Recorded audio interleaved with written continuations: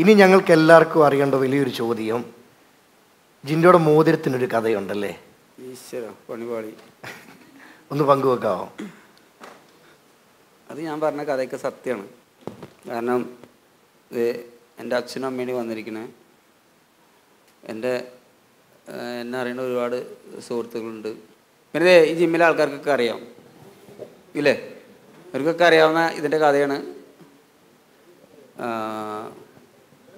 ഇതുവരെയൊക്കെ ഞാൻ പേര് പോലും പറഞ്ഞിട്ടില്ല.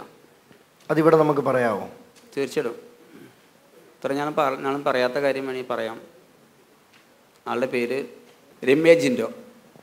ഓഹോ, എടാ ഇതിന് ഫസ്റ്റ് കിട്ടിയില്ല പിന്നെ ആർക്ക് കിട്ടാനാ? ഞാൻ സാധാരണ പറഞ്ഞില്ലേ, അവിടെ ചെല്ലുമ്പോൾ നമ്മൾ ബിഗ് ബോസിൽ നിന്ന് ഇറങ്ങി കഴിയുമ്പോൾ കുറച്ച് ആലോചിക്കും. ഞാൻ ഫുൾ നെയിം ഞാൻ പറയണില്ല എന്ന് പറഞ്ഞില്ലേ, അത് ഞാൻ ആലോചിക്കാൻ സമയം എടുത്ത.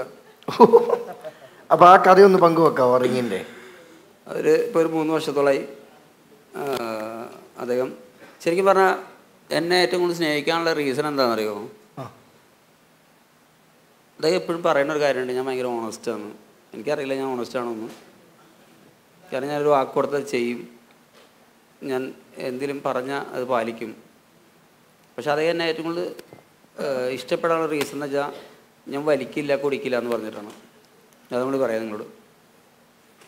അപ്പോൾ കുറച്ച് നാളായുള്ളൂ ഞാൻ വലിക്കാൻ തുടങ്ങിയിട്ട്. നീ കാരണമൊന്നുമല്ല ഞാൻ വലിക്കാൻ തുടങ്ങിയത്, ഓടിയിടന്ന്. എന്താ കാരണം എന്ന് വെച്ചറിയോ? കാരണം ഞാൻ അവിടെ ചെല്ലുമ്പോഴേ വലിക്കുന്നുണ്ട്. അപ്പോൾ ഇത് വലിക്കുന്ന സമയത്ത് തന്നെ അത് ആളിപ്പോൾ രണ്ട് വർഷമായി വന്നു തിരിച്ച് വന്ന കാര്യം പറയുമ്പോൾ ഞാൻ ആൾ വന്നില്ല. അപ്പോൾ ഇങ്ങോട്ട് അപ്പോൾ ഞാൻ വിചാരിച്ചെന്നാൽ ആൾക്ക് ഇഷ്ടമില്ലാത്ത കാര്യമാണ്. എന്നെ സ്നേഹിക്കാനുള്ള ഏറ്റവും കൂടുതൽ കാരണം ഞാൻ വലിക്കില്ല കുടിക്കില്ല. അപ്പോൾ ഞാൻ നോക്കിയപ്പോൾ കുടിച്ച ഞാൻ പണി പാടും. എനിക്കപ്പോൾ ഞാൻ ആരെങ്കിലും പിടിച്ചിടിക്കും, അത് എനിക്ക് പണി കിട്ടും. കാരണം റിലേ പോലോ ഇതാകുമ്പോൾ ആരോഗ്യം പോവും.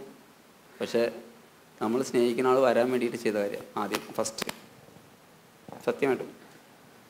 കാരണം അവൾക്കെതിരെയുള്ള ഒരു ആയുധമായിരുന്നു ഞാൻ വലിക്കും. ഇന്ന് നിർത്തിയ ആൾ തിരിച്ചു വരുമോ? നിർത്തിയാലല്ല, ഞാൻ അവൾ വന്നാലേ നിർത്തുള്ളൂ. അവൾ ഫ്ലൈറ്റ് ടിക്കറ്റ് അയച്ചിട്ട് എനിക്ക് അയച്ചു തന്നു, ചേട്ടൻ നോക്കിയെന്ന് പറഞ്ഞിട്ട്. പക്ഷെ നോക്കിയിട്ടില്ല. ഇന്നാൾ തിരിച്ചു വരുന്നുണ്ടെങ്കിൽ അല്ലെ ആൾ കോണ്ടാക്ട് ചെയ്യുന്നുണ്ടെങ്കിൽ ജിൻഡോയുടെ പവർ കണ്ടിട്ടാണോ അല്ലെങ്കിൽ ഒരു പൊസിഷൻ കണ്ടിട്ടാണോ? ഒരിക്കലല്ല. ആൾക്ക് എന്താ പറയാൻ കാരണം അറിയോ?